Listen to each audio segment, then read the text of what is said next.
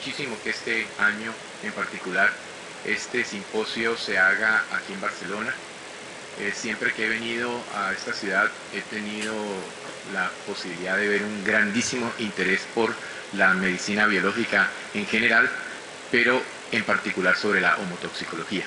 Y por eso, haciendo parte de este congreso, vamos a tratar de analizar los beneficios de la inflamación. Y hablar de inflamación en el mundo actual es un tema de novedad indiscutible. Cuando ustedes están abriendo los journals de todas las revistas, de todas las especialidades, a todos los niveles, ¿qué están encontrando? Inflamación mínima persistente, como el factor de patogenicidad más grave y más peligroso en el mundo moderno. Realmente la inflamación, que como veremos ahora es un proceso saludable, es un proceso importantísimo del cuerpo, se está convirtiendo en un estado crónico, proliferativo, está dejando de ser una inflamación aguda, exudativa, que cumple funciones biológicas depurantes, que cumple funciones biológicas de limpieza de la matrix, y se nos está convirtiendo en una inflamación crónica proliferativa que está alterando de manera significativa los tejidos, y casi que podríamos decir que ese paso de las fases humorales del pasado a las fases celulares del presente, porque si nosotros miramos la epidemiología en medicina, en el mundo moderno, son fundamentalmente enfermedades crónicas y enfermedades degenerativas, estaríamos viendo que la inflamación entonces aquí juega un papel determinante. Vamos entonces a introducirnos a esta parte intentando comprender un poco el proceso inflamatorio. Y por eso veremos que muchísimos procesos que ocurren a diario se relacionan con ella. La gran mayoría de ellos son de tipo benéfico, porque ante todo, evolucionistamente hablando, darwinistamente hablando, en este concepto de los americanos ahora de medicina darwiniana, medicina de la evolución, pues veríamos que indudablemente la inflamación es un proceso benéfico que nos ayuda a la defensa, a la reparación, y desde el punto de vista de nuestra homotoxicología entenderíamos que la inflamación cumple muchísimas veces el papel de depuración vicariante, es decir, generación de fases humorales para lograr compensar, solucionar o resolver fases celulares. Pero al mismo tiempo nos encontramos que muchos procesos de la inflamación serían de tipo peligroso. Y aquí entonces entenderíamos que las alergias y las reacciones inmunológicas, particularmente las de naturaleza autoinmunitaria, estarían colocando a la inflamación como un problema crítico, como un problema peligroso para la salud. Pero entonces veamos cuál es la realidad del proceso inflamatorio y nos daríamos cuenta que es el principal mecanismo de detoxicación del sistema básico de regulación que el profesor Alfred Pischinger en la Universidad de Viena, por allá en los años 80, nos presentó y que nos lleva hoy día al concepto de matrix extracelular. La matrix como la estructura fundamental para el mantenimiento de la homeodinamia. Y miren que ya no hablamos de homeostasis, recordando a William Cannon. Ahora hablamos de homeodinamia porque el organismo no es estático, el organismo es dinámico y mantiene un equilibrio biológico gracias a la función específica de la matrix extracelular. Por consiguiente, entenderíamos que esta estructura, que es una red polimérica de glucosaminoglicanos y proteoglicanos, tiene la propiedad de atrapar toxinas, depositar toxinas.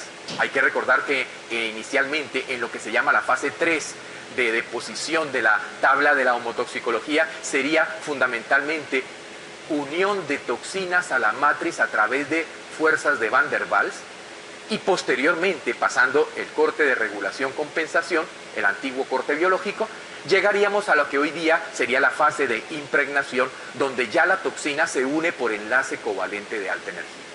Entonces nos damos cuenta la importancia del papel que tiene la inflamación. Mantener la matriz limpia, eliminar todos aquellos depósitos que están siendo el factor de enfermedad crónica.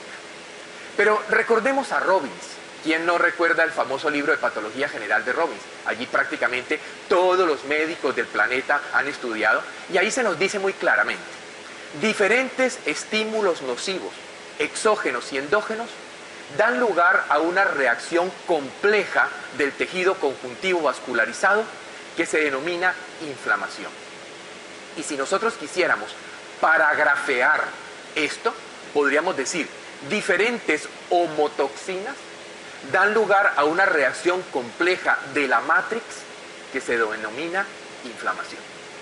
Por lo tanto, veríamos que la descripción clásica de la inflamación coincidiría perfectamente con la visión de Rekebeck de que las homotoxinas pueden hacer reaccionar a la matrix, es decir, al tejido conjuntivo, mediante un mecanismo propio, evolutivamente desarrollado, que se denomina la inflamación. Entendiendo entonces esto, ¿qué veríamos? Que nos dice el propio libro de Robbins, la respuesta inflamatoria está relacionada con el proceso de reparación. Eso automáticamente le da a la inflamación su principal papel, y es el papel de una función biológica benéfica para el organismo.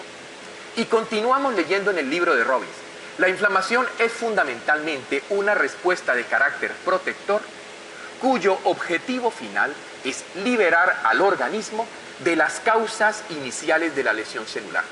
Es decir, gracias a la fase humoral, que dentro de la tabla de la evolución de las enfermedades sería la fase 2, la inflamación aguda exudativa, estamos previniendo la evolución hacia las fases celulares, impregnación, degeneración, cáncer. Esto es muy crítico, doctores, porque modifica totalmente el paradigma virchowniano de la medicina. Nos hace entender entonces que la terapia antiinflamatoria es una terapia que puede ser errada desde el punto de vista terapéutico. Luego veremos que hay dos tipos de inflamación, una buena y una mala. Y que entenderemos entonces que la terapia antiinflamatoria de la fiebre del niño, de la fase de reacción de eliminación de los procesos inflamatorios, por ejemplo en pediatría, que se suprimen tan fácil y tan sencillamente con medicamentos como un paracetamol, pueden estar yendo en contra de un mecanismo biológico de regulación del sistema. Y que ese abuso terapéutico en aras del interés económico de la industria farmacéutica está llevando a la generación de sociedades enfermas, puesto que estamos yendo contra los mecanismos normales del cuerpo, como es el proceso inflamatorio. Sigamos leyendo a Robbins. Los seres humanos deben a la inflamación su capacidad para sufrir lesiones y curarlas.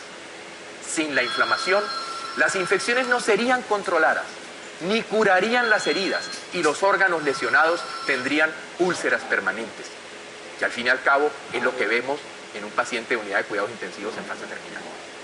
Una situación donde ya su sistema inmunitario, su sistema de reacción biológica no es capaz de defenderse y se va produciendo el deterioro progresivo.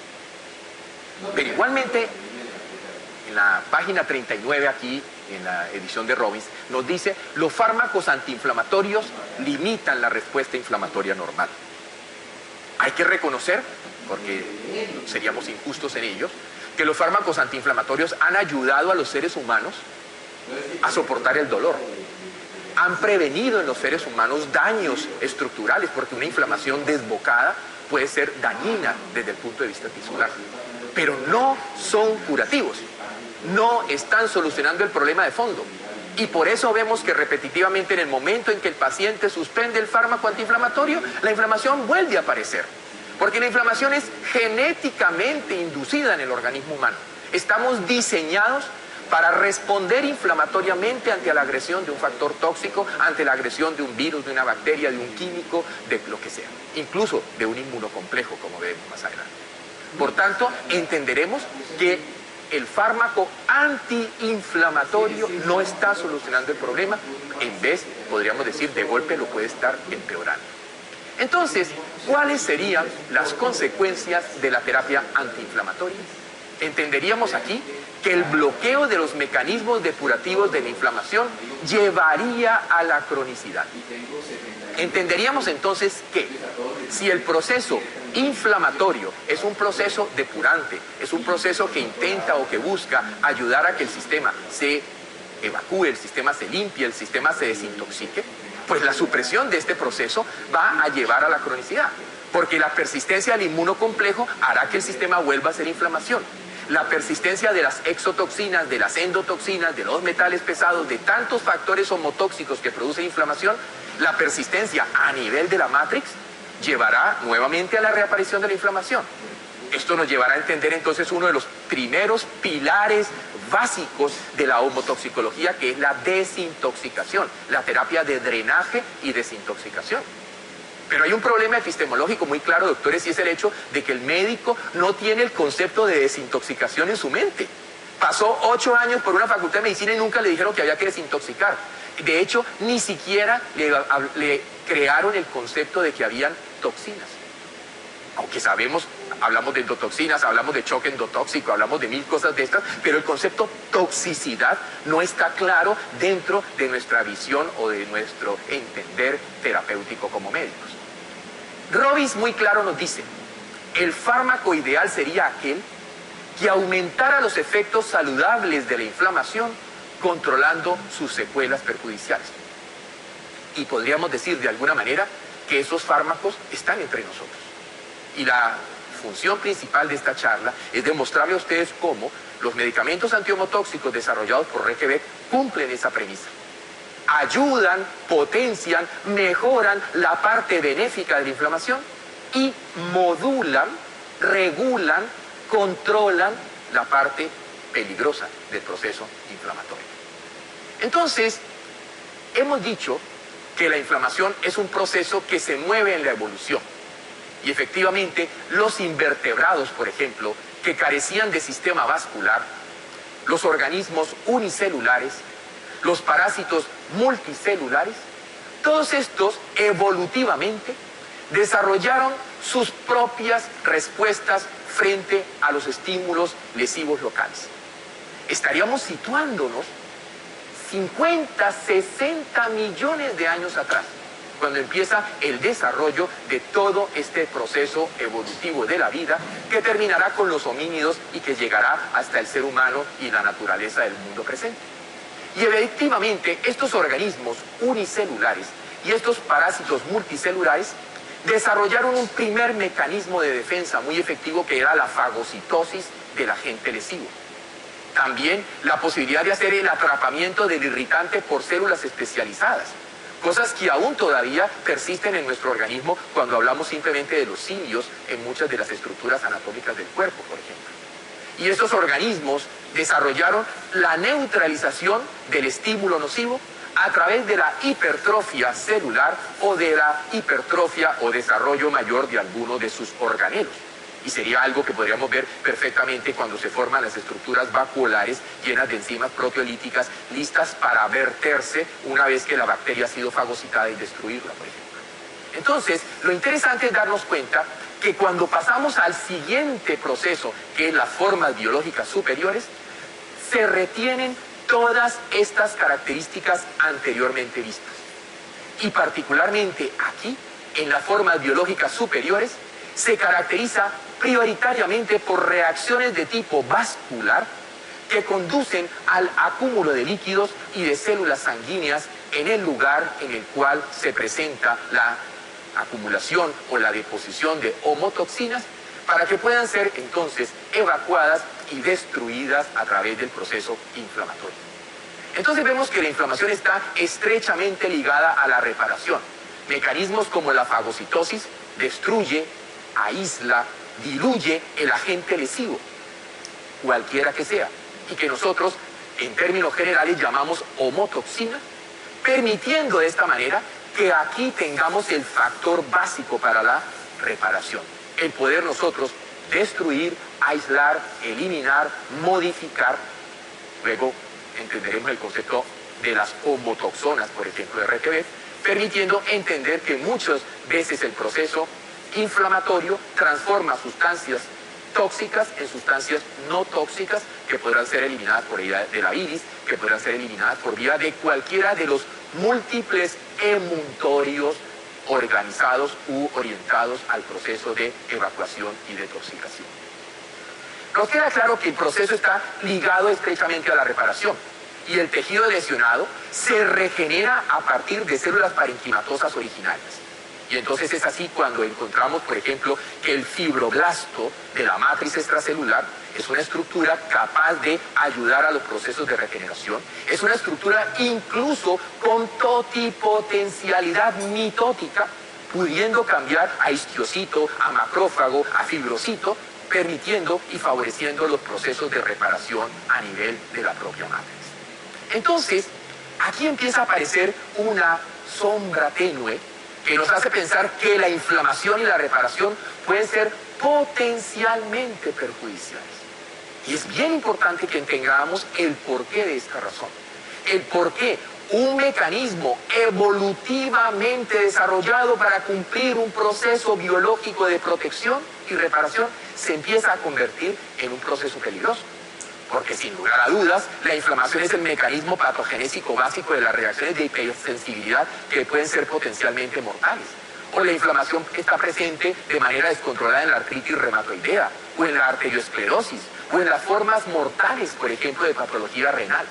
O podría ser también que la reparación lleve a fenómenos potencialmente perjuiciosos para el paciente, como serían las cicatrices deformantes, o las bandas fibrosas que pueden producir una obstrucción intestinal y que nos llevan entonces a la necesidad de recurrir rápidamente a la acción quirúrgica para poder solucionar el problema de una obstrucción que se haya hecho en el intestino, ¿no es cierto? O pueden llevar a una fibrosis que limita la movilidad articular. Entonces, entendiendo todo esto, es necesario ahora que empecemos a analizar causas y tipos de inflamación para poder comprender qué es lo que está pasando. Es por qué este fenómeno agudo, exudativo, benéfico, que cumple funciones básicas para la vida, se nos puede convertir en un fenómeno indeseable. Efectivamente, cuando hablamos de las causas de la inflamación, vamos a darnos cuenta de que todas las causas que llevan a lesión celular pueden generar inflamación.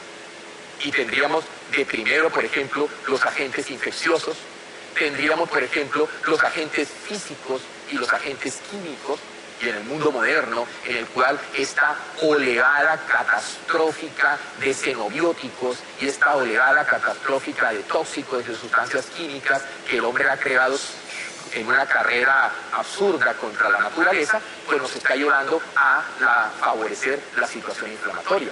También los estados de hipoxia y de isquemia, y todas las causas que llevan a hipoxia y isquemia terminan en inflamación. Los desequilibrios nutricionales, a los cuales daremos un énfasis un poco más importante más adelante, son claves en el proceso de la inflamación. Y finalmente entendiendo las reacciones inmunológicas, en las cuales el sistema inmunitario, posiblemente en una reacción que consideramos equivocada, pero que no es equivocada, doctores. Félix demostró en Alemania hace mucho tiempo cómo la deposición de factores antigénicos y su fusión con estructuras en forma de péptidos salvajes induciría la aparición de alergias, induciría la aparición de reacciones autoinmunes. Porque ese tejido propio, modificado o cambiado estructuralmente por la inclusión de sustancias extrañas, ahora es visto inmunitariamente como un tejido extraño. Y cualquier estructura que biomolecularmente se parezca al tejido original también será atacada. Y entonces ahí tendremos una cascada indeseable en la respuesta autoinmunitaria. Entonces, en los tipos de inflamación podríamos tener, sin lugar a dudas, la inflamación aguda, que hemos dicho que es el mecanismo básico de defensa y reparación y que es fundamental en la vida. Todos entendemos el grave peligro de una inmunosupresión. El paciente que está recibiendo una medicación de esta naturaleza, pues puede caer presa y ser dañado o lesionado por microorganismos. Y por ejemplo, vemos como en el caso de las inmunodeficiencias adquiridas, pues finalmente bacterias totalmente sapróficas o bacterias totalmente secundarias pueden convertirse en verdaderos agresores que dañan la vida y la salud del paciente. Pero el punto crítico del cual quiero realmente hablarles a ustedes, doctores, hoy es la inflamación crónica. Porque la realidad que nos muestra que en este momento simplemente revisen los journals de cualquier especialidad de los últimos años y verán que nos encontramos ante una pandemia de enfermedades inflamatorias. Porque cuando ustedes hablan de algo que se volvió más común y corriente, síndrome metabólico, eso es inflamación. Obesidad, eso es inflamación. Alzheimer, eso es inflamación. Incluso hoy día muchos cánceres están directamente relacionados con el proceso inflamatorio, como puede ser el cáncer de cervix uterino, que es una respuesta inflamatoria, en este caso al papilomavirus o a cualquiera de las múltiples factores de agresión que pueden haber a este nivel. Por lo tanto, vemos que en este momento las inflamaciones no infecciosas se han agravado en los últimos 30 años y se están convirtiendo en un problema de salud pública preocupante. El índice es tan alto que se puede hablar de clúster por derecho propio. Y desde el punto de vista de análisis epidemiológico, ya se está buscando cuáles son los factores que nos llevan al clúster inflamatorio. Y estamos tratando de entender qué es lo que ha ocurrido en la comunidad humana que está haciendo que a todos los niveles del cuerpo, en todos los lugares de la economía, estemos frente a procesos inflamatorios, sin límites geográficos o demográficos y con múltiples factores etiopatogénicos involucrados en el desarrollo de esta infinidad de factores inflamatorios, sobre todo en forma crónica, pero lo peor de todo, como inflamación mínima persistente, o lo que actualmente hablan los americanos, la silent inflammation, inflamación silenciosa, en la cual la proteína C reactiva está aumentada, los leucotrienos están aumentados, los prostaglandinas proinflamatorias están aumentados, pero es posible que el paciente no nos esté dando todavía una sintomatología evidente de proceso inflamatorio. Mas eso no quiere decir que no esté ocurriendo y no esté produciendo lesión en el sistema. Es más, cuanto más desarrollado es el país, peor resulta la pandemia inflamatoria silenciosa. Y tal vez una de las experiencias más interesantes ocurrió en la propia Alemania en el momento de la caída del muro de Berlín. Cuando se encuentra una nación genéticamente idéntica.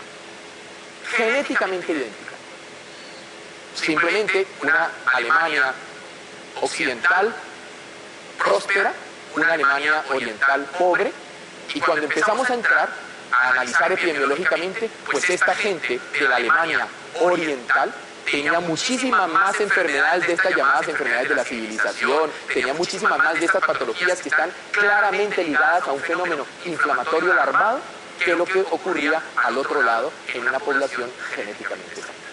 Entonces hoy día vemos cómo el Journal Europeo de Enfermedades Respiratorias, en un estudio de más de 500.000 niños en todo el mundo sobre asma y alergias, demostró que los niños de los países desarrollados tenían más asma y más alergia que los niños de los países subdesarrollados. Y aún más, aquí era lo mismo si vivías en Harlem o si vivías en Beverly Hills. Los niños de Harlem de golpe tenían más problemas porque sumado a eso tenían hacinamiento, desnutrición y otros factores. Pero indudablemente había algún fenómeno dentro de las sociedades modernas e industrializadas que nos está asociando al proceso inflamatorio. En la etiopatogenia de este fenómeno se han tratado de entender muchas cosas.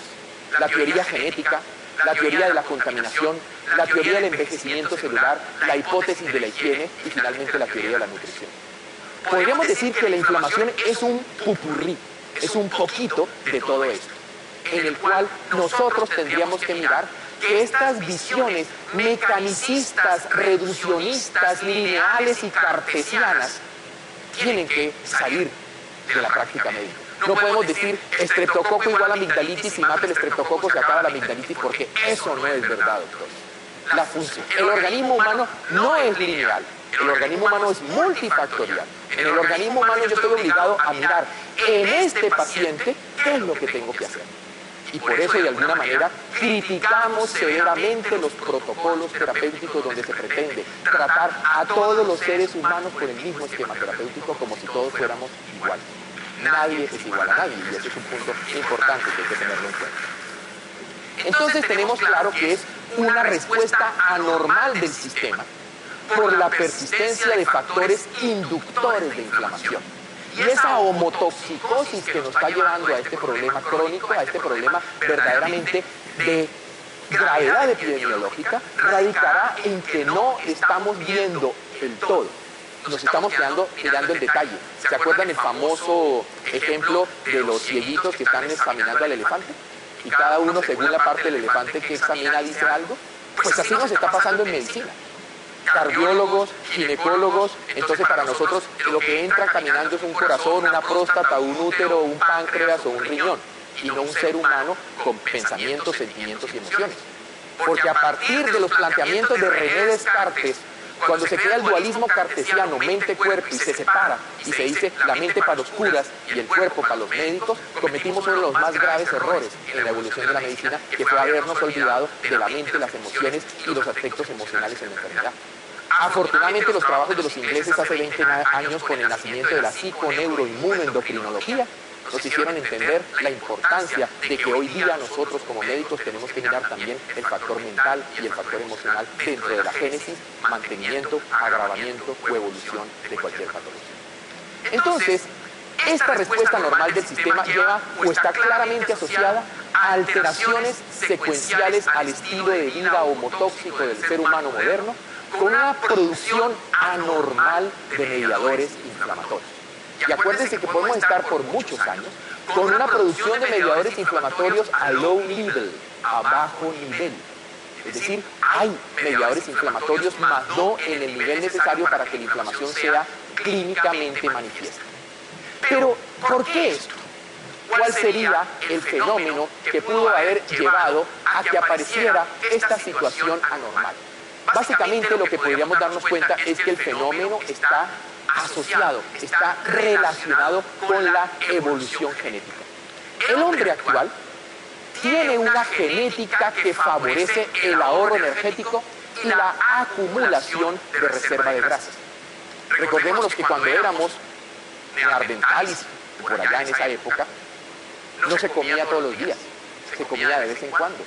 Y al igual que los animales, el hombre tenía que caminar muchos kilómetros, recorrer mucho camino, y de golpe lograban matar a un animal, o hay que recordar que antes que cazadores fuimos primero carroñeros, y por lo tanto durante una época comíamos y teníamos que saber que a lo mejor en los siguientes días o semanas no íbamos a comer. Eso desarrolló un sistema genético claramente relacionado con la reserva energética, lo cual sería muy grave cuando ahora vamos con el carrito de la compra echando comida a la cesta y pudiendo comer 3 y 4 veces al día, y encima de eso comer aquello para lo cual no estamos genéticamente diseñados. Entonces, entendiendo este fenómeno, encontraríamos los trabajos publicados en el 2000 por Ayton, cuando nos habla de la alimentación paleolítica y la dieta moderna, y el efecto que esto llevaría o tendría sobre lo que es las implicaciones en la salud. Y quiero llamarle la atención de que todo esto está referenciado en PubMed, ¿no? en Medline. O sea, estos son artículos científicos que están hoy día aceptados y llevando a la comunidad médica por primera vez a mirar, por ejemplo, la importancia de la comida. Y todos ustedes, doctor, todos nosotros pasamos 8 años por una facultad de medicina y jamás nos hablaron de dieta, de nutrición y de bioquímica nutricional. Posiblemente de eso somos absoluta y totalmente ignorantes. Y eso es muy grave. Entonces nos damos cuenta que hoy día, cuando este ser humano del mundo moderno anda por el supermercado echando cosas, posiblemente habrán alimentos excesivos, muy seguramente habrá alimentos incorrectos y peor aún, habrá alimentos manipulados. Con lo cual entendemos entonces que un trabajo hecho aquí en Barcelona sobre la genómica de la regulación del peso corporal nos hace entender que la tendencia, 50% de la población norteamericana es obesa. Y no sé si ustedes vieron ayer el periódico, ayer cuando desayunaba en Zaragoza, había una página completa del periódico hablando sobre el problema gravísimo de la obesidad en España. Y demostrando cómo los niños en España, entre 13 y 17 años, están acercándose al 40% de obesidad en los niños. Y eso nos está hablando de hígados grasos a los 30 años, eso nos está hablando de síndromes metabólicos, de cardiopatías y de una gran cantidad de problemática, como decía el artículo, llevando posiblemente a que las generaciones actuales de españoles vayan a ser más enfermas y vayan a vivir mucho menos que sus abuelos o sus bisabuelos que tenían una dietética más natural. Entonces vemos que aquí hay que mirar varias cosas. Primero, alimentos con índice inflamatorio alto y con un alto contenido de ácido araquidónico preformado. Y para mí, en el mes de enero que tuve la oportunidad de asistir a un curso sobre inflamación crónica, me sorprendió encontrarme de datos que son preocupantes, doctores. El salmón, que se lo recomendamos a todos nuestros pacientes por bueno, por rico en omega 3, etc. Si ese salmón, que en condiciones de salmón salvaje tendría 340-370 miligramos de ácido araquidónico preformado por kilo de peso, si es un salmón de pisciculturismo, de esos de estanque, puede tener hasta 1.700 miligramos de ácido araquidónico preformado. Por lo tanto, es posible que el salmón que ustedes están comiendo, si no saben cuál es su fuente, en vez de ayudarles a la salud, les esté favoreciendo la perpetuidad de los procesos inflamatorios. Y vemos entonces cómo en la revista Lipids número 32 de 1997, Ferretti y colaboradores hablan del incremento dietético de ácido araquidónico que está aumentando la producción de eicosanoides vasoactivos en humanos y que está creando un terreno biológico proinflamatorio permanente a bajo nivel. ¿Y saben cuál es el problema de estar así? Que eso es como quien dice mantenerse al borde del precipicio. Con lo cual, cualquier otro estímulo más, llámese estrés, cualquier otro estímulo más, llámese contaminación ambiental, cualquier otro factor inductor de inflamación, ya nos llevará necesariamente a la cascada inflamatoria peligrosa. Entonces, eso es preocupante. Y vemos aquí publicado también por Kelly y colaboradores en el número 32 de Lipids, los efectos de ese ácido araquidónico en el sistema inmunológico humano. Doctores, esa situación dietética de altos niveles de ácido araquidónico mantiene el sistema inmune en alarma. Casi sería como decir que le damos una bazuca a una persona que tiene los ojos tapados y está en la oscuridad y que entonces ante cualquier ruido empieza a disparar. Y eso es lo que está ocurriendo, un sistema inmunológico reaccionando, disparando a diestra y siniestra contra cualquier situación que ocurre simplemente porque se encuentra en un estado de hiperexcitabilidad inmunitaria como consecuencia de estos factores dietéticos asociados al ácido araquidónico. Y vemos entonces aquí otro artículo publicado en Circulation que nos habla entonces de ese ácido araquidónico y básicamente su papel en la aterogénesis y su papel entonces en el riesgo cardiocirculatorio que estamos encontrando tan frecuentemente en el momento actual. El otro punto sería el relacionado con el índice glicémico alto. Esto es terrible. Por allá en los años 70, en los años 80, todas las grasas eran malas. Con lo cual, la alimentación se volvió llena de productos saturados de azúcar. Y pasamos de una alimentación natural, con alimentos con índice glicémico bajo, a una alimentación completamente antinatural, con carbohidratos y productos refinados con índices glicémicos altos. Y si pensamos toda el azúcar que le damos a los hijos, si pensamos toda el azúcar que se consume, promedio de 52 kilos de azúcar al año, entenderíamos que el crecimiento de la diabetes, del síndrome metabólico y de todas estas patologías, la obesidad, etcétera, pues tiene una explicación perfectamente lógica y racional. Y entonces vemos cómo en el libro, en la revista de investigación clínica de 1985, ya Modan, que es uno de los padres del moderno síndrome metabólico, nos habla entonces de hiperinsulinismo, una relación entre hipertensión, obesidad e intolerancia a la glucosa. Porque al fin y al cabo, por Dios santo, estamos en una verdadera epidemia de resistencia a la insulina. Y es que el problema de la resistencia a la insulina le pasó al cuerpo lo mismo que al pastorcito mentiroso, ¿cierto? Que finalmente, de tanto estar haciendo esas reacciones de picos insulínicos, el sistema resolvió volverse resistente a la insulina. ¿Por qué? Por exceso de azúcares. La resistencia a la insulina es un fenómeno metabólico secundario al daño dietético que hemos hecho en la alimentación de los últimos años en los seres humanos. Y vemos entonces lo peor de todo. Publicado en el New England Journal of Medicine, número 35 de junio del 2004, esto está convirtiéndose en una verdadera epidemia pediátrica y epidemia en la juventud. Niños con obesidad, niños con síndrome metabólico. Por lo tanto, lo que podríamos pensar o esperar de estos chicos cuando lleguen a los 40 años no creo que sea nada halagüeño desde ningún punto de vista. Y vemos entonces casos como este. Un clásico paciente con un síndrome inflamatorio sistémico, donde utilizando impedanciometría podemos observar que hay una hiperglicemia. Aquí claramente nos encontramos como efectivamente este paciente tiene un aumento de la insulina, que hay un estado hiperinsulínico, hay un estado de aumento de la glucosa y hay un estado del coeficiente aterogénico, o sea, una relación equivocada entre colesteroles de alta densidad y colesteroles de baja densidad. Ante esa situación, entonces, indudablemente nos está diciendo el grado de riesgo principal de este paciente es cardiovascular. No importa que todavía no tenga la patología, pero ya está.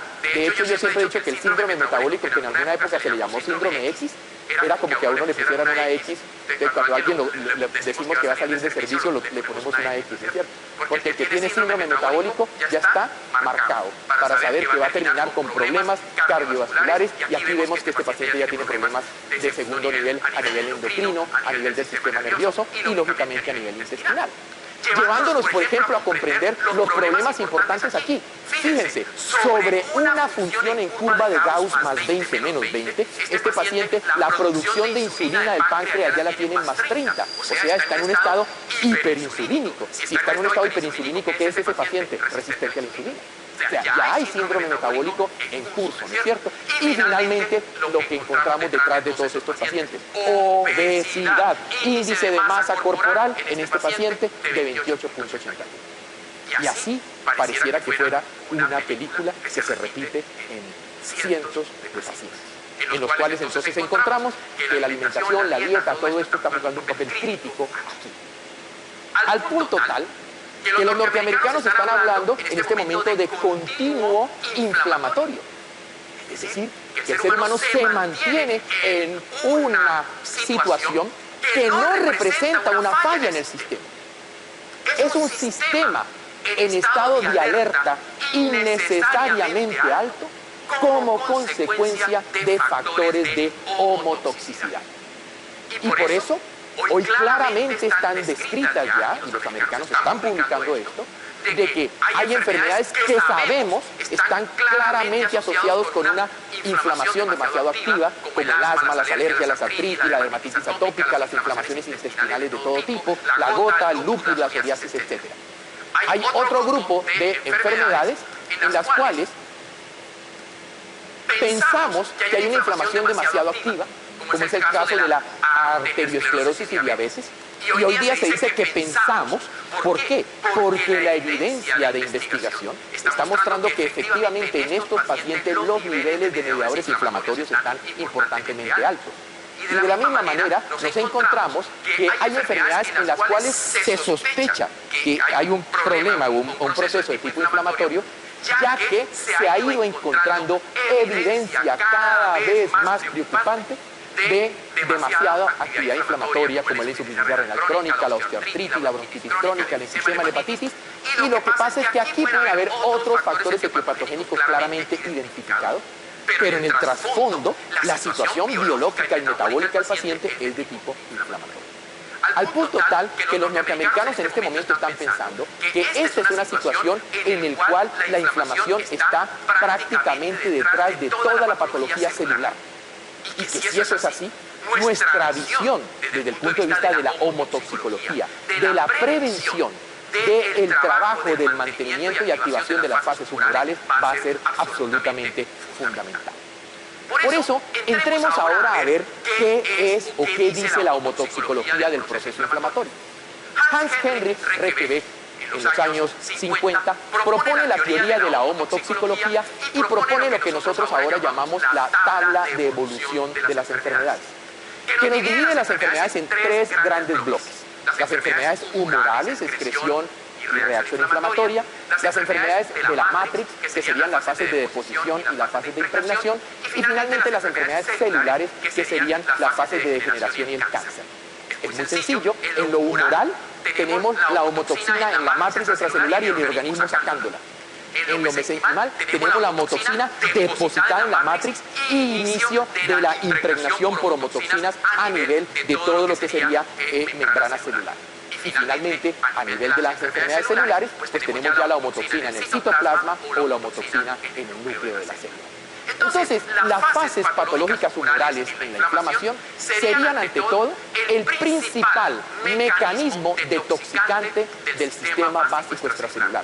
Es el principal mecanismo depurativo de la matriz y vemos o entendemos entonces cómo las fases de excreción y las fases de inflamación son predominantemente humorales. Lo más hermoso de la homotoxicología es que recupera, doctores, el concepto de la patología humoral de Hipócrates. Pero no en esa visión de la bilis negra y la flema, no en eso, en el concepto de que lo humoral es la situación funcional de la matrix, la situación funcional de esa red de glucosaminoglicanos y proteoglicanos que está en un permanente y constante cambio para adaptarse y permanecer de forma tal que permita que la célula homeodinámicamente esté en estado de salud. Entonces nos interesa aquí sobre todo estas fases humorales, fases de excreción y fases de reacción inflamatoria. En el marco de la homotoxicología, el proceso inflamatorio agudo, exudativo, no debe suprimirse, debe modularse, lo que nos propone Robbins en su patología. El fármaco inflamatorio sería aquel que mejore la parte benéfica de la inflamación y controle la parte dañina. Eso es modulación. Entonces, no es la idea de que si la inflamación es como un caballo brioso, la idea no es bajarse del caballo y pegarle un tiro al caballo, porque eso sería el metrosexato. La idea es coger al caballo y controlarlo, coger al caballo y no permitir que se desboque, sino manejarlo. Y eso es lo que podemos hacer con terapias biológicas. Por lo tanto, la terapia biológica intenta potenciar los mecanismos fisiológicos permitiendo que el proceso sea plenamente efectivo, lo cual permite acortar el tiempo de duración de la enfermedad, evitar al máximo las molestias del paciente, eliminar los factores etiopatogénicos y hacer curación. Porque curación, en el concepto clásico, sería restitutio ad integrum. Si no, no es curación. O sea, cuando usted controla una patología, pero quedó con todos los efectos secundarios del daño celular, eso no es curación. Eso es haber logrado detener el proceso. Curación en el sentido etimológico implicaría retornar a la condición biológica normal. Y en la fase humoral inflamatoria aguda lo podemos hacer y de hecho se hace. Y eso nos lo entrega Requebec en su concepto pues, de su libro de la homotoxicología.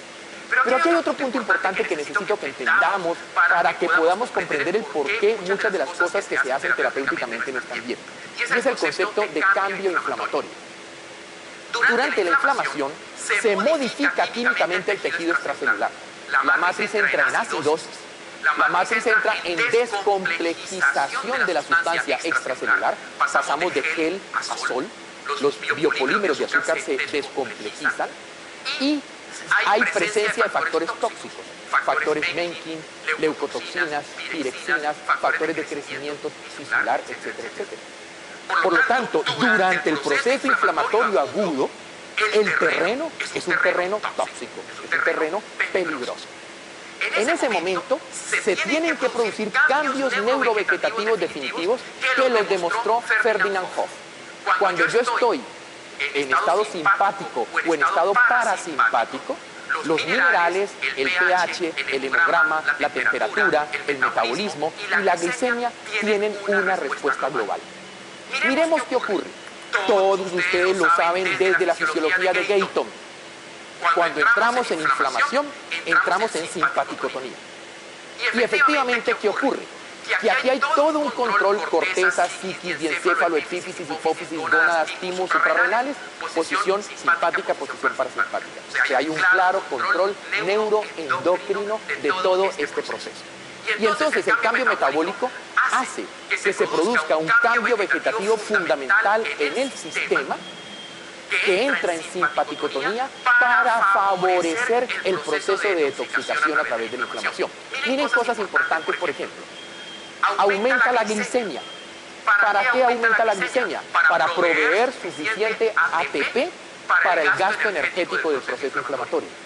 Segundo, aumenta la temperatura. ¿Para qué aumenta la temperatura? Ejercicios de quinto de bachillerato, ¿no es cierto? Cuando calentábamos algo y mostrábamos que molecularmente se producía el intercambio más rápidamente. Entonces, se estimulan los procesos metabólicos al subir la temperatura y aumentan los mecanismos de defensa endógenos. Sube el metabolismo que permite que el intercambio y las reacciones moleculares ocurran de manera más rápida. Hay una tendencia mieloide del sistema que garantiza un sistema orientado principalmente a la defensa, a la fagocitosis y al ataque contra las homotoxinas. Hay acidosis de la matrix, que es el proceso fundamental para que ocurra la despolimerización, es decir, que las toxinas se despeguen para que luego puedan llegar los macrófagos y se las puedan fagocitar. Despolimerización de la matriz extracelular con un cambio de gel a sol. Finalmente, predomina el calcio y la activación de esos canales de calcio garantiza el output celular, es decir, garantiza que vaya de adentro de la célula hacia afuera, hacia la matriz. Entonces, todos estos factores que vemos, que ocurren en el estado simpático tónico, garantizan que el proceso inflamatorio agudo oxidativo cumpla su función depurante y detoxicadora. Al final del estadio catabólico del proceso inflamatorio, hay una modificación del equilibrio ácido-básico hacia la acidez, hay un estado hipóxica y eso es presencia de un medio biológicamente hostil que permite entonces que todo lo que no sea adecuado pueda ser removido y eliminado. Los tejidos inflamados son catabolizados en medio ácido por sistemas enzimáticos que garantizan la destrucción de todas las homotoxinas. Esto facilita la resolución del proceso homotóxico y va llevando a un cambio gradual de la polaridad. Cuando pasamos a parasimpaticotonía, doctores, todo cambia. Baja la glicemia, baja el metabolismo, baja la temperatura, la tendencia linfoide, la alcalinidad de la matriz y la predominancia de potasio que facilita no que salga de la célula, sino que entre a la célula. O sea que en estado parasimpático todo cambia. ¿Y cuál es el riesgo? Que si usted tiene un paciente en estado simpático agudo, inflamatorio agudo, y le mete una cortisona, y le mete un medicamento antiinflamatorio, lo pasa de simpaticotonía a parasimpaticotonía, no de manera gradual y progresiva como ocurre normalmente en la fisiología, sino de manera abrupta, generando entonces el fenómeno que en homotoxicología llamamos retoxicación. Y efectivamente, ese paso del estado catabólico al anabólico se realiza normalmente en forma gradual y biológicamente controlado neuroendocrinamente a través de funciones como sería, por ejemplo, la activación de la suprarrenales y la producción de cortisol endógeno. De no ser así, entonces no se va a poder remover. El sistema, cuando ya ve que la matriz está limpia, cambia de fase simpática a fase parasimpática y termina el proceso inflamatorio. Normalmente 10, 12 días se puede tardar el sistema en hacer este proceso. Pero el cambio súbito farmacológico supresivo de la polaridad vegetativa genera la retoxicación. Ese cambio abrupto y artificial de las polaridades vegetativas hace que pasemos de fase simpática a fase parasimpática y que se altere sustancialmente la fisiología del proceso inflamatorio. La supresión del proceso inflamatorio agudo exudativo impide la depuración tóxica. Y eso es supremamente crítico. Y la supresión del proceso inflamatorio agudo induce a la formación de péptidos salvajes, induce a la formación de autoantígenos, induce a la formación de que antígenos se depositen y se fijen al tejido, cambiando el tenor inmunitario del tejido y llevando al sistema inmunológico que empieza a reconocer los tejidos como anormales simplemente por la deposición de inmunocomplejo, lo cual favorece reacciones alérgicas, lo cual favorece reacciones de autoinmunidad, etc. Esto nos lleva al cambio de fase, vicariación progresiva, donde entonces nos movemos de lo humoral hacia lo matricial y de lo matricial hacia lo celular. Ese cambio de fase favorece entonces el desarrollo de las enfermedades de tipo crónico. Ok. Hablemos entonces ahora de un tema que es supremamente importante y que es el que ya nos viene a hacer entender por qué la homotoxicología es una terapéutica para nosotros de tanta importancia, y es las bases inmunobiológicas que existen detrás de todo este proceso. La mayor parte de las homotoxinas entran por vía de las mucosas. Aquí hay un primer eslabón, que es antígeno, célula presentadora de antígeno y receptor del linfocito T. Este es el primer paso que nosotros vemos. En el momento en que entran sustancias o factores homotóxicos, como puede ser una bacteria o como podría ser cualquier sustancia agresora, entra en acción el sistema mononuclear fagocítico, entra en acción el sistema macrofágico que patrulla el organismo devorando el invasor. Y tal como nos lo mostraba la doctora Alta en la tarde de ayer, la célula presentadora de antígenos expresa moléculas a través del complejo mayor de histocompatibilidad, epítopes, que son reconocidos por los linfocitos Naevi, los linfocitos inmaduros, los linfocitos TH0. En ese momento, el linfocito TH0, al recibir el epítope de la célula presentadora de antígenos, tiene transformaciones. Pasa o al linfocito TH1, o pasa al linfocito TH2, o como ahora, en las últimas décadas lo sabemos, pasa al linfocito T regulador. ¿Qué es lo que determina que sea un TH1 y un TH2 un T regulador? La cantidad de antígeno presente en el momento en que se hace la exposición. Si la cantidad de antígeno es alta, la reacción prioritaria es TH1. Si la cantidad de antígeno es alta y persistente, es posible que la reacción se mueva a TH2. Pero, como dice el profesor Weiner de la Universidad de Harvard, del Departamento de Inmunología, antigen very low doses. Si tenemos muy bajas dosis de antígeno, tenemos la inducción de T regulator cells, de células T reguladoras. Entonces, se produce la reacción, TH1, TH2, lo que sea. Se da la alarma a nivel de los linfocitos T, a nivel de los ganglios linfáticos, y se inicia la clonación de contingentes de linfocitos que van a salir a reaccionar. Los linfocitos TH1 acuden en masa y limpian la zona atacada. De esa manera, un sistema de defensa en estado TH1 en buenas condiciones es indispensable para una inmunidad permanente. Entonces nosotros necesitamos un sistema TH1 eficiente, listo para reaccionar contra los invasores, contra los factores de peligro. Este TH1 secretan las citoquinas específicas que impulsan la respuesta inmunitaria celular con activación de células T y con estimulación de la fagocitosis para garantizar entonces la limpieza, la depuración y la desintoxicación. Estas interleuquinas tipo TH1 son perpetuadoras de la respuesta inflamatoria. O sea, un estado TH1 es un estado proinflamatorio. Y por consiguiente, no nos interesa, bajo ningún motivo, permanecer o estar en estado TH1 persistente, porque sería estar en una situación inflamatoria aguda persistente, lo cual terminaría produciendo lesiones tisulares. La célula TH1 cumple pues una función proinflamatoria y necesitamos que rápidamente TH1 se nivele con TH2 para que volvamos o retornemos al estado inmunitario normal. Los linfocitos TH2 comparten la información con los linfocitos B. Y esto va a ser muy importante sobre todo para la producción de anticuerpos. La TH2 secreta interleuquina 4 e interleuquina 10 que inhibe la función de los macrófagos y la interleuquina 4 estimula las células B, los linfocitos B, para que inicien la producción de anticuerpos. Entonces fíjense cómo la actividad TH1 y la actividad TH2 son actividades antagónicas pero complementarias. O sea, si yo estoy en estado TH1, se activa TH2. Y si estoy en estado TH2, se debe activar TH1 para lograr el balance. ¿Y quién es el que permite ese equilibrio entre TH1 y TH2?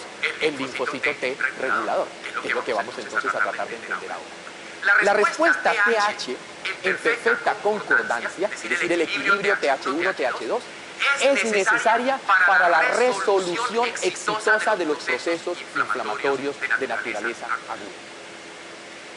Por situaciones múltiples se puede producir lo que se llama rigidez TH1, lo que implicaría la perpetuidad de un estado proinflamatorio. Y entonces tendríamos posiblemente la evolución hacia situaciones de necrosis y lesión tisular por hiperactividad del entorno de las citoquinas TH1 que favorecerían y mantendrían ese estado. Cuando hablamos de rigidez TH2, implica la cronicidad y es el clásico y típico terreno de las alergias con alteraciones fibróticas y desestructurantes del tejido. Ok, esto es TH1, TH2. ¿Y qué es esto de las T reguladoras? Esa es el nuevo paradigma que ha surgido en medicina, y es darnos cuenta que las células T reguladoras son la base de la inmunorregulación. En la pasada década, porque esto arranca en 1995 con la Universidad de Harvard, se desarrolló un gran interés por estudio de las células T reguladoras. Y por ejemplo, en el 2001, el profesor Weiner, director del Departamento de Inmunología, nos habla de la tolerancia inmunológica. Nos habla de linfocitos TH3 produciendo citoquinas tolerogénicas, algo completamente distinto a lo que hasta ahora se nos había enseñado y está aún todavía en la gran mayoría de los libros de inmunología. Existe una fuerte y abundante evidencia de investigación de la capacidad en la supresión activa de la respuesta inmunológica. Y darnos cuenta entonces de que efectivamente estas células T reguladoras lo que hacen es eso, regular el estado TH1, regular el estado TH2, mantener el equilibrio biológico en nuestro paciente. Esta, doctores, es en condiciones normales la forma dominante de regulación del sistema inmunológico. Permite las células T reguladoras la armonía del sistema inmunológico con una defensa efectiva, que es lo que queremos, pero con mínima lesión en el huésped. Porque no me interesa un sistema defensivo que arrase y destruya en el camino los tejidos y me deje lesiones fibróticas o lesiones cicatrizantes. Entonces, terapéuticamente hablando, las células T reguladoras permitirían la manipulación directa y poderosa de la respuesta inmune. Doctores, poder llegar nosotros a actuar sobre las células T reguladoras sería algo demasiado importante porque nos permitiría poder modular finamente la respuesta inmune.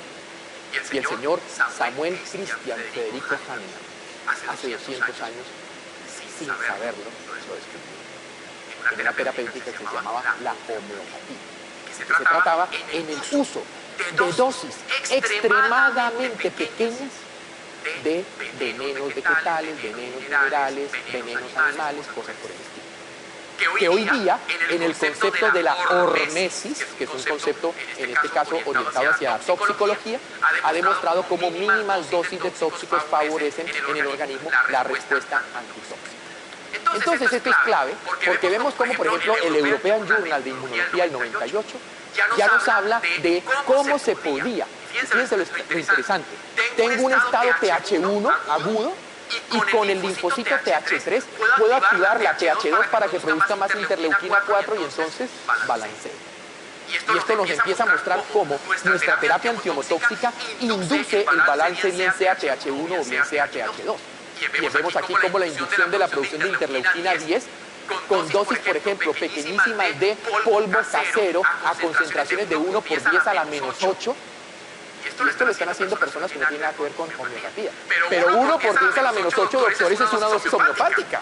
Están logrando inducir cambios en la respuesta inmunológica del cuerpo. Entonces, aquí está el punto esencial.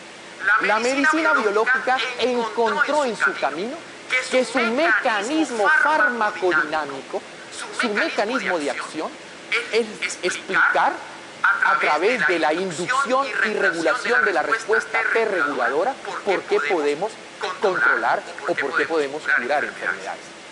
Casi todas las terapias biológicas están fundamentadas en la búsqueda de esa modulación.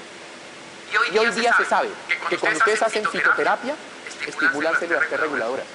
Cuando hacen homeopatía de baja dilución, estimulan las células T reguladoras. Y cuando hacen homotoxicología, modulan y estimulan las células T reguladoras. Entonces vemos que ya en el año 2000, el profesor Harvey Heine y el inmunólogo Schmoll nos hablaron entonces de qué es la supresión bistander, este mecanismo de inmunorregulación, lo que explicaría el mecanismo de acción, el mecanismo farmacodinámico de la homotoxicología. Entonces, para nosotros las células T reguladoras son claves. ya que controlan de manera dominante la respuesta inmune contra material foráneo, contra microbios. Y cuando estamos hablando de material foráneo, estaríamos hablando de cualquier tipo de sustancia tóxica que no sea de tipo orgánico. Entonces, estas células T reguladoras suprimen apropiadamente la respuesta inmune, modulan, no son anti, son moduladoras. Por otra parte, mantienen la eficacia de la respuesta defensiva, porque claro, cuando usted da el antiinmunitario, cuando usted da el antiinflamatorio, cuando usted da el corticoide, suprime la inflamación, pero también suprime la respuesta normal. Y entonces el sistema entra en riesgo, daño o peligro. Y por otra parte, limitan los daños colaterales que se producirían por el exceso de inflamación. Entonces, aquí está el punto clave. Además, otro aspecto determinante, doctores. Las células T reguladoras son ubiquitarias y son universales. Es decir, están en todas partes, actúan en todos los tejidos y actúan contra todos los enemigos. Y eso es determinante. Juegan, por lo tanto, un rol determinante en el manejo de alergias, en el manejo de enfermedades autoinmunes, en el manejo de procesos infecciosos y en el manejo de inflamación mínima persistente. Pueden producir pues una respuesta inflamatoria, pueden reducir y controlar las respuestas inflamatorias anormales, previniendo de esa manera las lesiones de los tejidos que me generan las alergias o que me generan las infecciones. Hoy día sabemos que todos los productos que hacen parte de las CAN, de las Alternative Medicine Therapies, nos permiten entonces entender que su acción es controlar o atenuar la hiperinflamación. Y ahí la necesidad, y los norteamericanos ya se la pillaron, como decimos en la tierra, ya entendieron, es el concepto de Integrative Medicine. Medicina integrativa, donde entonces ellos ahora están utilizando todos los elementos de la medicina biológica para controlar una de las situaciones más críticas, que es el estado hiperinflamatorio. Los investigadores de terapias CAN muestran entonces la capacidad de inmunomodulación de las células T. Y los fitoterapéuticos, pero sobre todo la terapia antiomotóxica, se muestra efectiva clínicamente, porque ya tenemos pruebas clínicas, ya tenemos pruebas de laboratorio en la atenuación del proceso inflamatorio inducido por alergias y por inflamación. Ustedes pueden publicar y leerse en el Journal de Clinical Allergy and Immunology desde 2005 los trabajos de Shalila sobre el rol de las células T reguladoras en las enfermedades humanas. Y que, doctores, esta, como decía el profesor Wiener en Harvard, esta es la puerta para el tratamiento de las enfermedades autoinmunes. La única puerta realmente eficaz y no iatrogénica, porque todas las demás pruebas, dele metrotexato y unos cuantos años a un paciente y vean lo que pasa. Entonces, hay una pues, relación dinámica entre las células T reguladoras y el sistema inmunitario.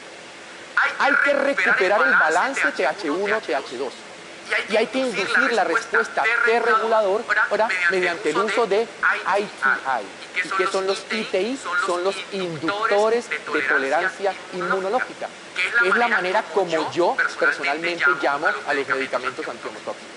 Como yo me muevo en un ambiente de alopatía y en un ambiente universitario, yo no uso la palabra homeopatía. No porque tenga nada en el sentido de la palabra, simplemente porque hay palabras que en medicina producen rechazo visceral. Para los médicos alópatas, como es acupuntura, homeopatía, naturopatía, tú te acercas a cualquier médico y le dices, oh mira, te vengo a presentar un remedio homeopático, no, yo no creo en eso. En cambio te acercas y le dices, tengo un inductor de tolerancia inmunológica, contame de qué se trata. O sea que todo depende de cómo se lo presentan a uno, ¿no es cierto? Entonces ese es un punto clave y se lo repito al laboratorio, llevo muchos años diciendo. Entonces, el estado TH1, al inducir una respuesta T reguladora, estimula al TH2. Entonces supónganse que ustedes están en un estado crónico, en un estado TH2. En un estado agudo, perdón, en un estado TH1. Ustedes dan medicamentos antiomotóxicos, activan la T reguladora. ¿Qué hace la T reguladora? En un estado TH1, activa el TH2 para que se equilibre. Ahora viene la otra cosa importantísima. Todo el mundo oyó hablar desde tiempos inmemoriales de crisis curativa. de vicariación regresiva, de agudización por el tratamiento. Ahí está. Cuando yo estoy en un estado TH2, en un estado crónico, en un estado de fase matrix o de fase celular, al inducir la respuesta T reguladora, activo el estado TH1, activo interleuquina 1, activo factor de necrosis tumoral e induzco una vicariación regresiva que explicaría por qué al paciente le da fiebre y por qué al paciente le da crisis aguda. Porque el estado TH2 se cura a través de una activación TH1, como el estado TH1 se activa a través de una estimulación TH2. Eso es lo que hace la T-regulación. La T-regulación es recuperar el equilibrio TH1-TH2. Y si yo recupero el balance TH1-TH2, estoy ante lo que se llama el mecanismo de asistencia inmunológica propuesto por el profesor Harry Heine como explicación del modelo farmacodinámico de lo que sería la terapia anti-hemotóxica. Entonces, por eso les decía hace un rato, el fármaco ideal sería aquel que aumente los efectos saludables de la inflamación controlando sus secuelas perjudiciales. Estamos acercándonos a eso. Ok. Entonces, cuando yo tengo en la homotoxicología productos como Traumel, Gripgel, Enkistol, Gallium-Gel, Sorinogel, Linfomiosot y toda la familia de los OMACores, tengo productos que lo que hacen es eso: modular la respuesta T reguladora, favoreciendo, de acuerdo a la composición del fármaco, actuando en distintos terrenos. Porque, como bien nos decía el gerente ahora cuando entramos, tenemos la posibilidad ya de hablar de indicación específica. Puedo hablar de hígado, puedo hablar de riñón, puedo hablar de vejiga, puedo hablar de pulmón. Porque según cuál sea la composición estructural del producto, actuará en uno o en otro nicho biológico. Simplemente porque hoy día sabemos que esas células T reguladoras tendrán epítopes que buscarán esos tejidos o que buscarán esos lugares de acción. Ok. Segundo paso. Mecanismo celular de inhibición de citoquinas proinflamatorias inducidas por medicamentos antihemotóxicos. Vamos a ver el segundo punto que es fundamental para comprender cómo opera la terapia antihemotóxica.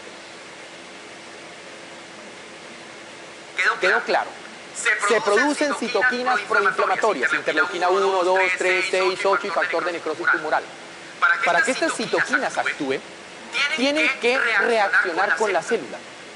Y debe obligatoriamente, una vez esas citoquinas hacen contacto con el receptor, activar una estructura intracelular que se llama el factor nuclear kappa beta. El factor nuclear kappa beta, doctores, es el disparador genético del mecanismo endógeno de la inflamación. Miremos aquí qué pasa. Ya en el año de 1994 se habló por primera vez de la función y activación del factor nuclear kappa beta en el sistema inmunológico. Y en el año 1995 ya se conocía la estructura del kappa beta y ya se empezó a estudiar y a entender su mecanismo funcional. Miremos qué pasa. Tienen ustedes una célula. El factor de transcripción nuclear kappa beta está localizado en su forma activa en el citoplasma asociado a una unidad inhibitoria. Es decir, todas las células del cuerpo, todas las células de las estructuras animales tienen el factor kappa beta adentro. Es como decir, tener la bala, pero tienen puesto el seguro, el inhibidor kappa beta. Pero todas las células están en potencialidad biológica de desencadenar la inflamación. Durante los procesos inflamatorios, entonces llegan citoquinas. Y estas citoquinas que llegan se unen a los receptores en la membrana celular. En el momento en que estas citoquinas se unen a los receptores de la membrana celular, ocurre algo muy importante. Se genera una quinasa. Y esta quinasa entonces viene y cataboliza la unidad inhibitoria. Y en ese momento el kappa beta se fosforiliza y queda activado. Entramos en ese momento en inflamación celular. ¿Qué ocurre? En ese momento el kappa beta migra hacia el núcleo de la célula. Y al migrar hacia el núcleo de la célula puede hacer varias cosas. Activa genes. Activa genes para receptores de inmunidad, para las moléculas de adherencia celular, para los factores de crecimiento hematopoyético, para los factores de crecimiento celular, para la producción de ciclooxigenasa 2, para la formación de proteínas, para la presentación de antígenos en la superficie celular. Como ven ustedes, doctores, el factor nuclear kappa beta juega el papel central más importante en el proceso inflamatorio e inmunológico. Y en toda inflamación siempre hay una sobreactivación del factor nuclear kappa beta. ¿Cuál es el problema de la inflamación mínima persistente y la inflamación crónica? Que andamos con el kappa beta sin seguro. Andamos con el kappa beta activado. Y el más mínimo estímulo ya va a poner el sistema a entrar en inflamación. Entonces, ¿qué es lo que hace la terapia biológica? ¿Qué es lo que hace la homotoxicología a este nivel?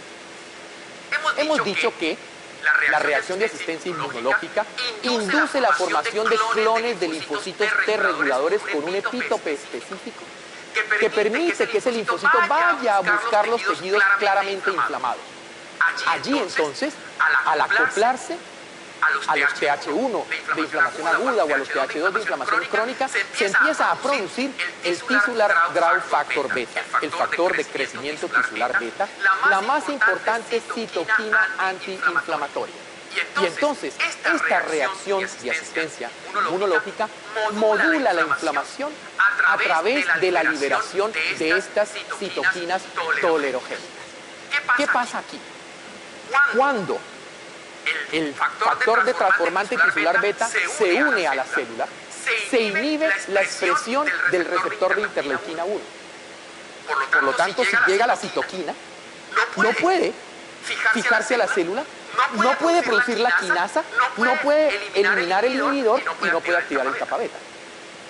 Número uno. Entonces, periféricamente hablando, externamente hablando, los medicamentos antihomotóxicos, al inducir la formación del tisular growth factor beta, inhiben la expresión del receptor de interleuquina 1 y también inducen la síntesis de antagonistas del receptor de interleuquina 1. O sea, nosotros podríamos allí frenar la hiperactivación inflamatoria, frenar la hiperestimulación inflamatoria. Eso es fundamental.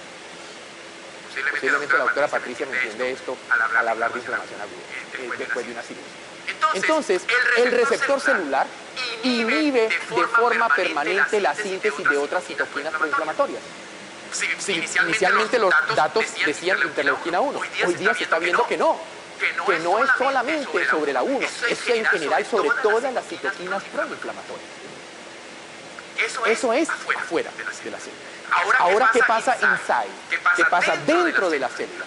Ahí tenemos la activación de las sesquiterpenolactonas.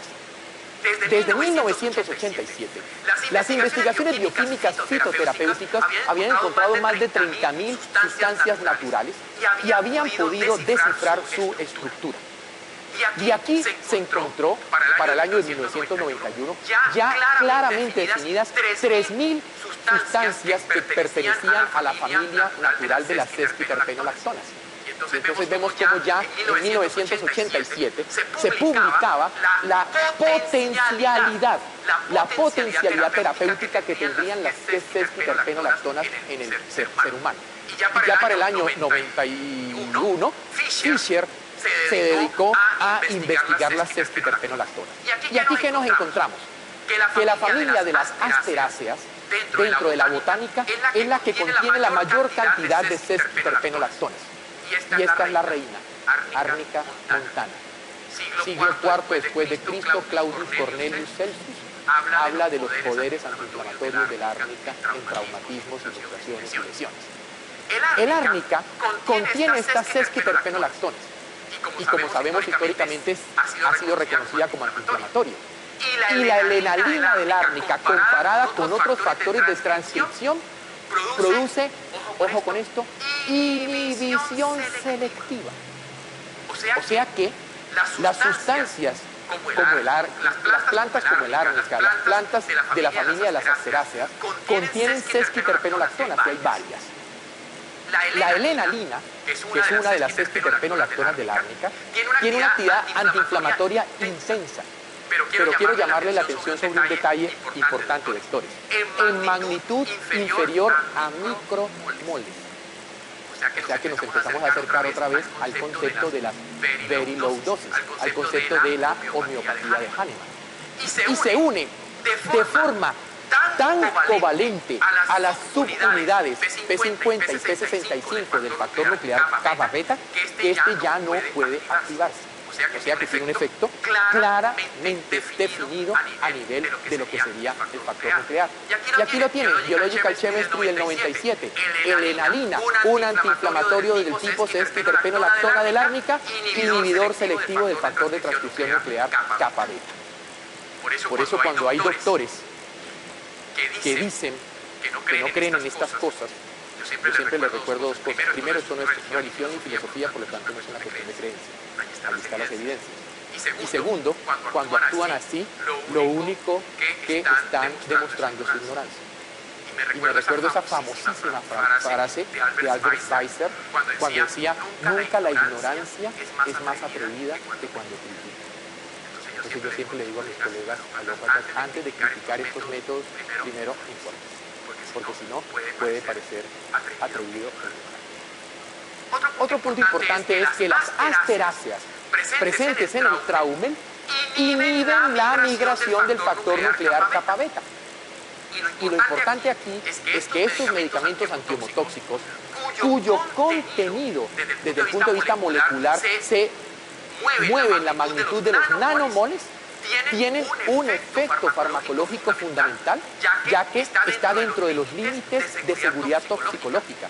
No hay, por lo tanto, efectos secundarios con las microdosis que damos en la medicación antiehomotóxica. Aquí hay varias cosas. Al dar muy bajas dosis, se genera pues una forma muy especial de inhibición activa con la regulación de las citoquinas. Estas citoquinas colerogénicas. Entonces vemos periféricamente el factor nuclear periféricamente se inhiben los receptores para las interleuquinas proinflamatorias, como lo demostró Weiner. Y por otra parte, entenderíamos aquí que ya tenemos claramente presente cuál es el modelo farmacodinámico de los medicamentos antiehomotóxicos.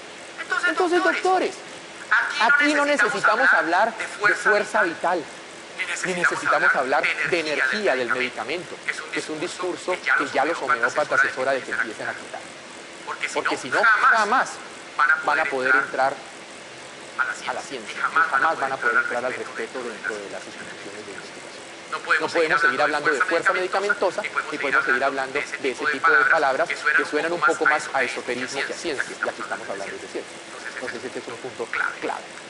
Por otra parte, se empezó a trabajar con modelos clásicos para el estudio de la actividad de las drogas antiinflamatorias. El edema con la inyección plantar de carregenina en las patas de los animales ha sido típico en todo el tiempo y fue utilizado para evaluar la actividad terapéutica del traumen. ¿Y qué se encontró? Que in vivo, traumen en la inflamación aguda y crónica experimental causada por la inyección plantar de carregenina o por la inducción de la artritis adjuvans, que es una artritis por activación del sistema de complemento, demostró que se reduce el desarrollo del edema en forma similar y equivalente a dosis de aspirina de 30 miligramos por kilo en el mismo modelo experimental. O sea, que no tendríamos ninguna diferencia en el resultado clínico. En los mecanismos farmacológicos sí, en el resultado clínico no tendríamos ninguna diferencia entre aspirina y traumen y por lo tanto ambos redujeron de manera efectiva el proceso inflamatorio. En el caso de la artritis adjuvans por activación del complemento, Traumel administrado cada 2 días mostró una significativa reducción de la inflamación aguda local, y todo esto fue publicado en el Biomedical Therapy del año 1997, el estudio hecho en Italia por Conforti y colaboradores, mostrando entonces que se podían utilizar los mismos modelos de evaluación de la alopatía para presentar la evidencia médica y científica de que estos productos funcionan. Y eso lógicamente se ha publicado en los journals. Pero viene el otro punto. Si nosotros podemos actuar sobre las interleuquinas es muy clave. Todos sabemos que las interleuquinas proinflamatorias, las tipo TH1, tienen un fuerte efecto antagonista sobre el cortisol. Y eso es clave porque el cortisol es un antiinflamatorio endógeno. Entonces estas interleuquinas no solamente están activando el factor nuclear kappa beta y toda la cosa para que se dispare la cascada inflamatoria, sino que por otra parte están frenando la producción endógena de cortisol. Traumen posee un claro efecto inhibidor sobre la interleuquina 1B, sobre el factor de necrosis tumoral alfa, sobre la interleuquina 8. Y entonces se pudo demostrar que al dar Traumen estamos intensificando el efecto endógeno del cortisol.